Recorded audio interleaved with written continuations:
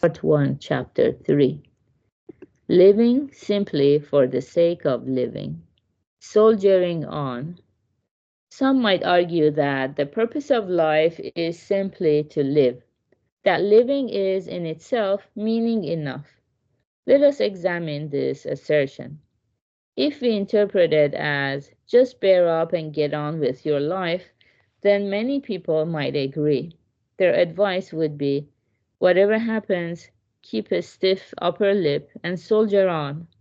You only live once, so make the most of it. Life itself is infinitely valuable.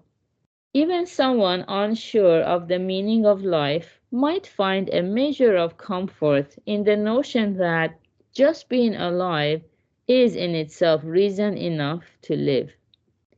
But for anyone who is truly suffering and who questions why life must go on, news that the purpose of life is to live would have to come as a disappointment. That is because it is no answer at all. Think about it for a moment. If you ask a jogger, why do you jog? And he said, to build up my strength, the answer would make perfect sense. But if he said, I jog for the sake of jogging, you would be left scratching your head. Or if you ask high school students what motivates them to study for the SATs, and they said, we want to get into college, you would fully accept that answer, while we study for the SATs for the sake of studying for the SATs would be sheer nonsense. In the same way, the question, why do you live, cannot be answered, I live for the sake of living, because that is a meaningless tautology. The need for a purpose in life. Life progresses steadily from yesterday to today and from today to tomorrow. Time flies like an arrow, goes the saying, and perhaps it is true that we rush along at breakneck speed. We move from one generally accepted goal to the next throughout our lives. As children, we progress from one level to the next, up through elementary, middle, and high school. Many go on to college almost automatically. And when we move into the workforce, problems at work consume all our energy. From the moment we are thrown into life's rough waters, we are forced to keep on swimming. Finally, in midlife, we take stock and wonder, is this all there is? Is this what I have been working for all this time? Since living is in a sense like swimming, the person who declares, I live for the sake of living, is no different than one who declares, I swim for the sake of swimming. But what happens to a weed floating on the surface of the ocean? It is carried aimlessly back and forth on the waves until it begins to decay. The misfortune of a swimmer with no purpose or goal is clear. Or the life of such a person could be likened to the flight path of an airplane that is flying for the sake of flying. Think about it. Decisions about speed and altitude, route alterations based on changes in wind or air pressure, responses to engine trouble. All these are choices that affect the how-to of flight. What must be known before any of these decisions are made is the destination, since this will determine the direction or the where to of flight. What pilot in his right mind would take off without having a destination?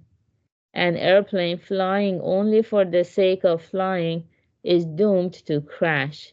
In the same way, without a purpose that imparts lasting satisfaction and joy, would we not find at death that life had been nothing but an endless chain of suffering? Okay, very good. Yeah, so this chapter deals with the eternal question of which is more important, the journey or the purpose. And I think these days many people think the journey is more important just because they are kind of tired of thinking about their destination or the purpose of their journey, or also because they want to turn their back to many religions, which is not unfathomable either.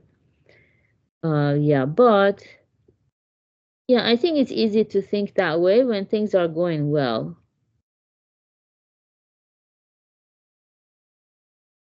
Yeah, if things are going well, yeah, just, one day at a time and then just do the best we can every day. And then hoping that it all adds up to something beautiful. But if someone is really struggling and they find life unbearable, the news that, oh, purpose of life is just to be alive. So don't worry. I think it was sarcastic. It's nothing new to say that to them. They want to know how they can arrive at a place where they can look back and say, okay, oh, it was such a hard journey. I put in so much effort. I struggled so much, but I'm so happy I reached this place. We want to know what is that destination or a place we can arrive at that we put our backpack down and we can truly enjoy ourselves. We can rest. And yeah, you don't find many teachers who can show you that.